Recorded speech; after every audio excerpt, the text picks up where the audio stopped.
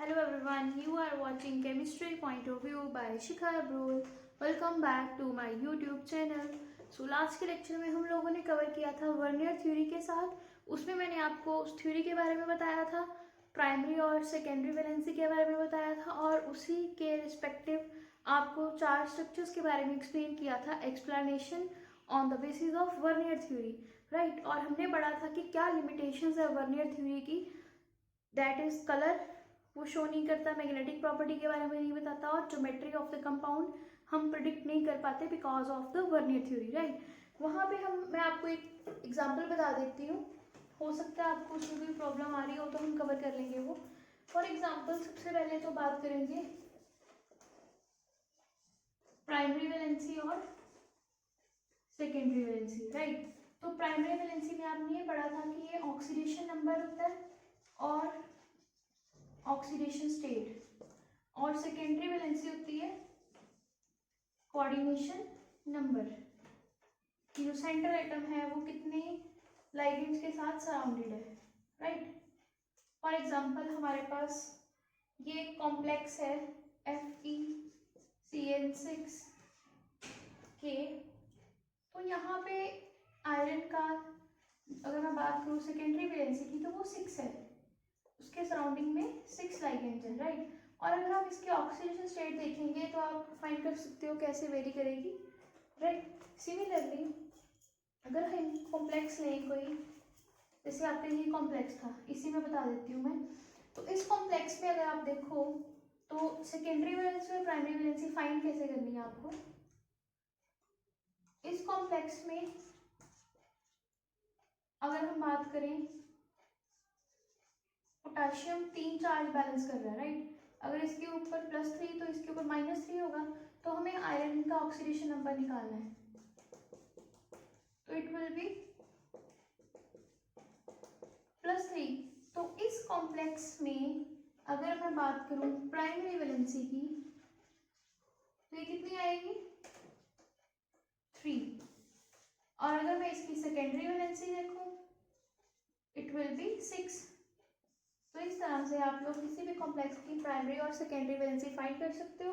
और आपने ये पढ़ा था कि हम आयनाइजेबल करेक्टर स्टडी करते हैं, जिसमें आपने देखा था सेकेंडरी वैलेंसी का डायरेक्शनल करेक्टर है, बिकॉज वो हमें स्ट्रक्चर एक्सप्लेन करने में हेल्प करती है, तो वो डायरेक्शन से होता है, राइट। बट जो प्राइमरी वैलेंसी है वो नॉन डायरेक्शनल है। अगर आपको किसी एलिमेंट एटम की और मेटल की प्राइमरी वैलेंसी पता तो आप उसकी डायरेक्शन नहीं बता सकते, because primary valency shape justify नहीं करती, बट ओनली सेकेंडरी वैलेंसी करती है, राइट। और प्राइमरी वैलेंसी आयनाइजेबल है, whereas secondary valency non ionisable, ये आयनाइजेबल नहीं है, राइट, बिकॉज इस पे आता है +3+1 चार्ज। और अगर मैं आपको कॉम्प्लेक्स के बारे में बताऊं जो आपको बोल रही थी अभी, फॉर एग्जांपल हम देखेंगे कैसे प्राइमरी और सेकेंडरी वैलेंसी वेरी कर रही है इन वर्नियर थ्योरी बेस्ड ऑन, ये है हमारे पास एक कॉम्प्लेक्स 6 अमोनिया Cl3। तो इस कॉम्प्लेक्स में क्लोरीन बाहर है और अमोनिया अंदर है, राइट। तो कोबाल्ट, यहाँ पे कोबाल्ट की जो सेकेंडरी वैलेंसी है दैट इज 6, राइट।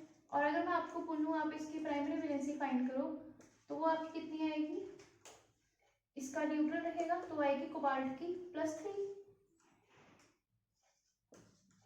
और 3 क्लोरीन है जो हमारे पास कुछ इस तरह से हम शो कर सकते हैं। तो जो डैश बॉन्ड में है वो आउट ऑफ द कॉम्प्लेक्स है, और जो वेज जो ये डार्क बॉन्ड में है इनसाइड द कॉम्प्लेक्स है, और ये जो होते हैं ये हमें बताते हैं सेकेंडरी वैलेंसी, राइट। और ये जस्टिफाई करता है primary valency, because primary valency इनकी हेल्प से ही फाइंड की जाती है। जैसे मुझे पता लगा इनका -3 चार्ज है तो कॉम्प्लेक्स के ऊपर +3 चार्ज होगा, तो मैंने बोला कोबाल्ट की जो आपको प्राइमरी वैलेंसी है वो +3 है, और अगर सेकेंडरी वैलेंसी बोलूँ तो वो 6 है। तो ये प्राइमरी वैलेंसी जस्टिफाई करता है, और ये अंदर वाला जो है ये सेकेंडरी वैलेंसी। तो अगर हम एक अमोनिया कम कर दें और क्लोरीन अंदर चला जाए, उस टाइम पे क्लोरीन प्राइमरी वैलेंसी भी जस्टिफाई करेगा और सेकेंडरी भी। जब हम ये स्ट्रक्चर करेंगे तो तब हमारे पास एक अमोनिया कम होगा, वो हम क्लोरीन यहाँ लगा देंगे, तो ये दो चीज़ें शो करता है। बिकॉज ये चार्ज बैलेंस करने में भी हेल्प कर रहा है हमें, और ये हमें ये भी फाइंड करने में हेल्प कर रहा है कि इसकी जो सेकेंडरी वैलेंसी है वो क्या है, बिकॉज ये लाइगेंड की फॉर्म में भी आ रहा है और ये चार्ज को, प्राइमरी वैलेंसी को फाइंड करने में भी हेल्प कर रहा है। सिमिलरली जब ये अंदर जाएगा एक, तो यहाँ पे रहेंगे दो, और अगर आप एक और अमोनिया कम कर दोगे तो अंदर दो चले जाएंगे और बाहर एक क्लोरीन रहेगा, तब आपके दो क्लोरीन ये फंक्शन शो करेंगे जिसको हम बोलते हैं ड्यूल करेक्टर, राइट। और इसी तरह से जब आप तीन क्लोरीन अंदर कर दोगे रिंग के, तो तीन क्लोरीन जस्टिफाई करेंगे प्राइमरी और सेकेंडरी वैलेंसी को। This is the vernier theory. अब वर्नियर थ्योरी की लिमिटेशन के बाद जो नई थ्योरी आई, जो हम आज स्टडी करेंगे, that is VBT, valence bond theory.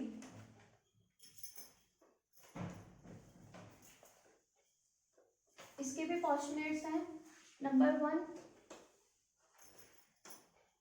metal ligand bond is formed by donation of lone pair of electrons by ligands to the vacant d orbitals of the central metal atom। तो जो पहला postulate है उसमें हमने ये बताया है कि जो मेटल लाइगेंड बॉन्ड है, मेटल और लाइगेंड के बीच में जो बॉन्ड है, that is form by the donation of electron pair of electrons by ligand to the D orbital of metal. तो लाइगेंड इलेक्ट्रॉन डोनेट करता है और मेटल अपने डी ऑर्बिटल को यूज करके, वेकेंट डी ऑर्बिटल यूज करके bond बनाता है, राइट। सेकेंड पोस्टुलेट है the central metal atom provides suitable number of vacant D orbitals to accommodate the lone pair of electrons. ये जो मेटल है ये बेसिकली हम कोऑर्डिनेशन कंपाउंड्स कर रहे हैं और ये डी ब्लॉक का मेटल होता है, तो ये अपने वेकेंट डी ऑर्बिटल प्रोवाइड करता है लाइगेंड को बॉन्ड बनाने के लिए, so that ligand electron donate करे और मेटल इलेक्ट्रॉन एक्सेप्ट करे। थर्ड पोस्टुलेट है the suitable number of vacant D orbitals undergo hybridisation to form vacant hybrid orbitals which can form coordinate bond with the lone pair of electrons given by the ligands, और यही use होते हैं hybridisation check करने के लिए। After this, fourth postulate is if outer and d orbital are used in hybridization, then complex is called as a outer orbital complex, and if inner n-1 d orbitals are used, then the complex is named as a inner orbital complex। ये हम example में देखेंगे कौन से outer होते हैं और कौन से इनर होते हैं। जब बाहर वाले डी ऑर्बिटल यूज होंगे कॉम्प्लेक्स बनाने के लिए, तब हमारे पास आउटर ऑर्बिटल कॉम्प्लेक्स बनेंगे, और जब अंदर वाले ऑर्बिटल्स यूज होंगे कॉम्प्लेक्स बनाने के लिए, तो n-1 d orbital inner orbital complex होगा वो, राइट। फिफ्थ पोस्टुलेट है outer orbital complex are also called as a high spin complex।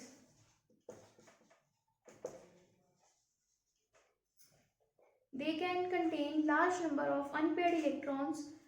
जो हाई स्पिन कॉम्प्लेक्स होते हैं, जो आउटर ऑर्बिटल कॉम्प्लेक्स हैं, इनके पास ज्यादा नंबर ऑफ अनपेयर्ड इलेक्ट्रॉन्स होते हैं, whereas inner orbital complex have less number of unpaired electrons or they have a fully filled orbitals।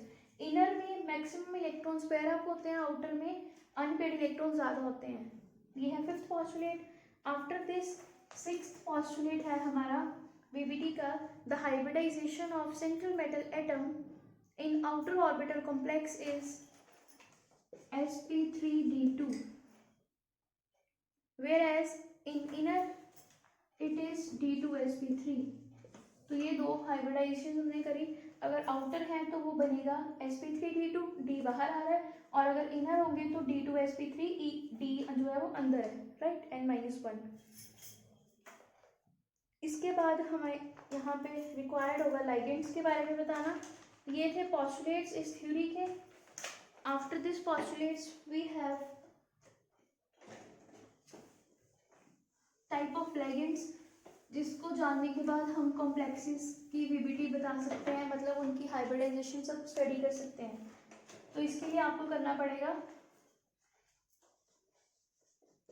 Week field ligand के बारे में पता होना चाहिए और स्ट्रॉन्ग फील्ड लाइगेंड्स।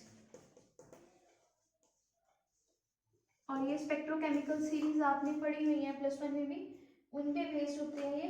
और ये सीरीज कुछ इस तरह से है: I negative, Br negative, H2 negative, Cn negative, Cl negative, F negative, OH negative, C2O4 negative, O2 negative, then we have H2O, NCS, NH3, En, N2 negative, Cn negative, CO।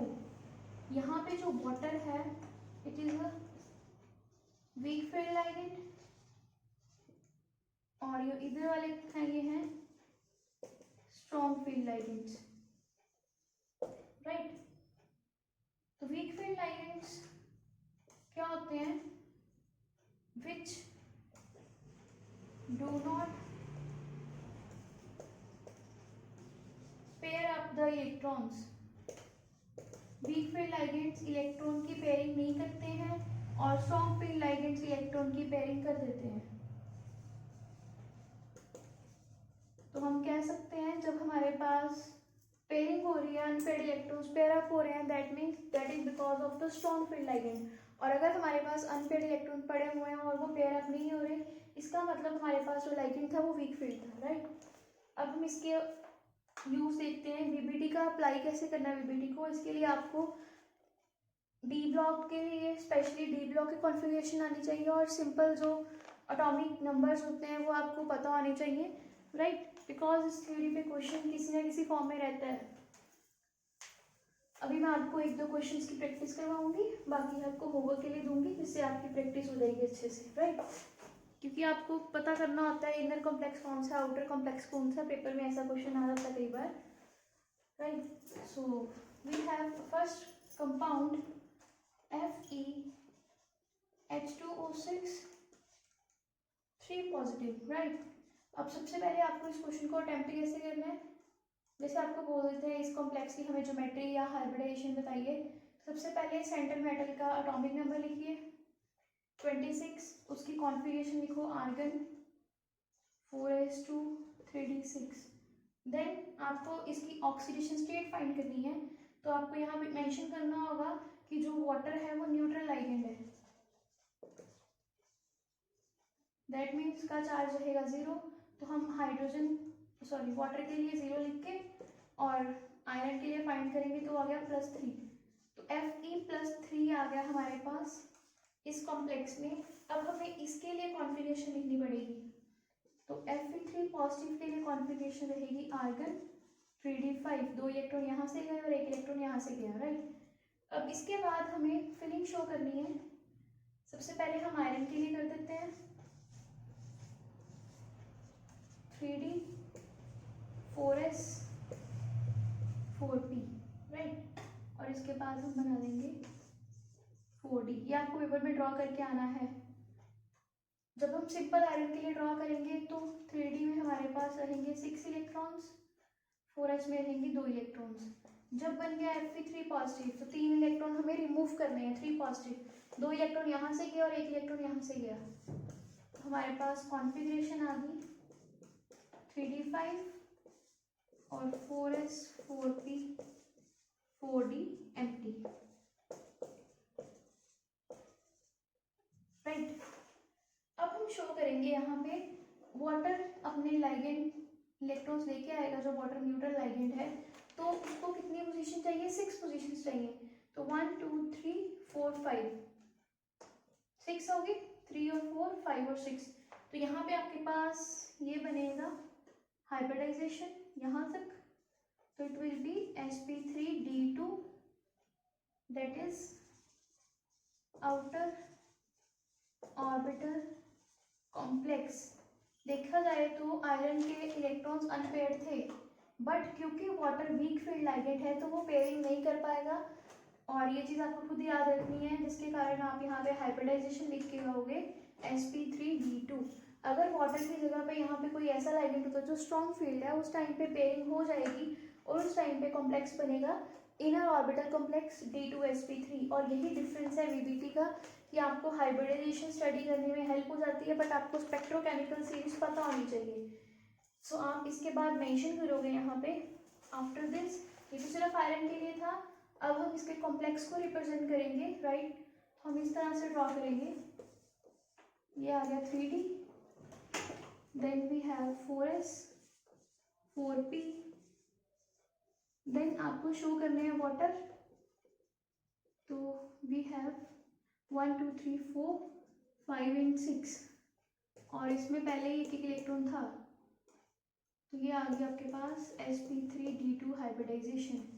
और ये चीज़ है जो final result आपको show करना था। इस complex के लिए हाइब्रिडाइजेशन आ रही है sp3d2, और ये सारे जो हमने बनाए हैं ये हैं वाटर H2O लाइगेंड। आप मेंशन कर सकते हो H2O सारे के सारे H2O है जहाँ तक हमने जिनको हमने क्रॉस से रिप्रेजेंट किया है, राइट। इसके बाद हम इनका मैग्नेटिक बिहेवियर फाइंड करेंगे। ये आपने डी ब्लॉक में पढ़ा था, म्यू यूज करते हैं हम। तो मैग्नेटिक बिहेवियर फाइंड करने के लिए फॉर्मूला होता है n×n+2। तो आपके पास यहाँ पे अनपेयर्ड इलेक्ट्रॉन कितने हैं 5, तो म्यू आ गया 5 + 2 रूट B.M बोहर मैग्नेटॉन, और आपके पास आ गया 35 रूट बोहर मैग्नेटॉन। ये आ गया मैग्नेटिक बिहेवियर। तो ये चीज़ हमें वर्नियर थ्योरी नहीं बता पाई थी, ना ही हमें हाइब्रिडाइजेशन बता पाई थी वर्नियर थ्योरी, ना ही हमें मैग्नेटिक बिहेवियर बता पाई थी vernier theory. So experimentally magnetic movement of this compound is found to be equal to the number of 5 unpaired electrons. Hence this complex contains 5 unpaired d electrons. Water is a weak field ligand, therefore it does not pair up these electrons in d orbital.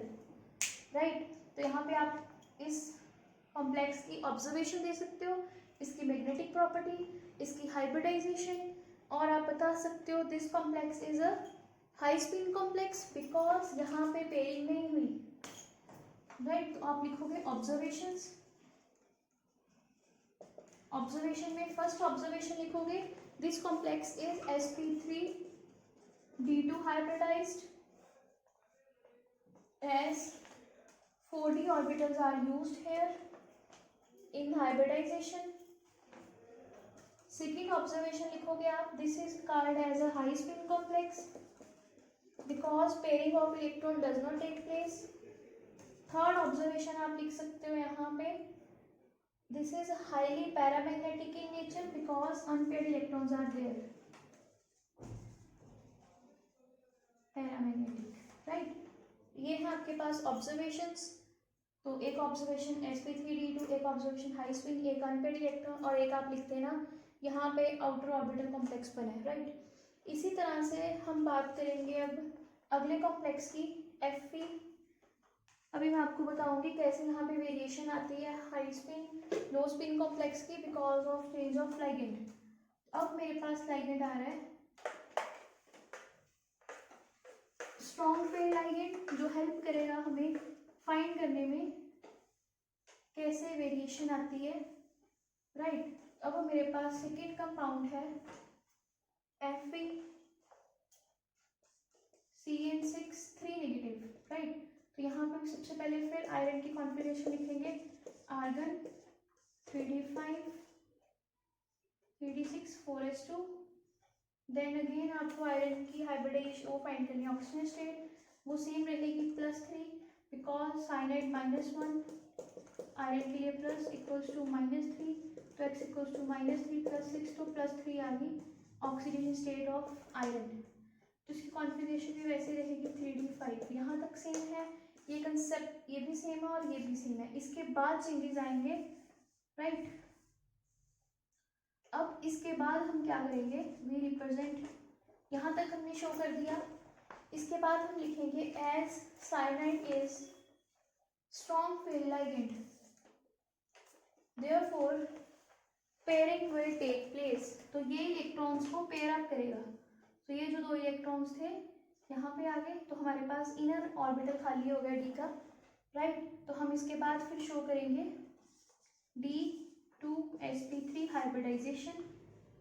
तो यहाँ पे चलेंगे cyanides, जिनको मैं यहीं पे cross में represent कर रही हूँ, आप अलग से करना अगले स्टेप में।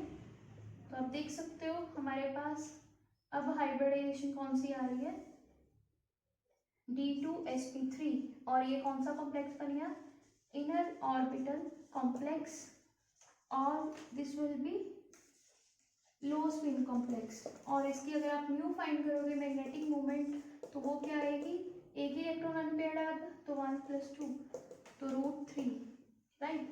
इसके ऑब्जर्वेशन में आप क्या लिखोगे, magnetic behaviour is equals to the 1 electron, then this is also paramagnetic in nature, cyanide is strong field ligand, therefore pairing take place, and complex will be inner orbital complex. Hybridization will be D2sp3. And next observation, fourth, this is a low spin complex because of pairing of electrons, and it is a weakly paramagnetic because it have only 1 electron. और जो हमारा पहले वाला था water वाला, उसमें था highly paramagnetic because 5 electrons unpaired थे, राइट। इसी तरह आपको मैं होमवर्क में नेक्स्ट क्वेश्चन दे रही हूँ जो आपने नेक्स्ट लेक्चर से पहले कवर करने हैं, राइट। आई होप आपको ये चीज़ें पता लग गई हो।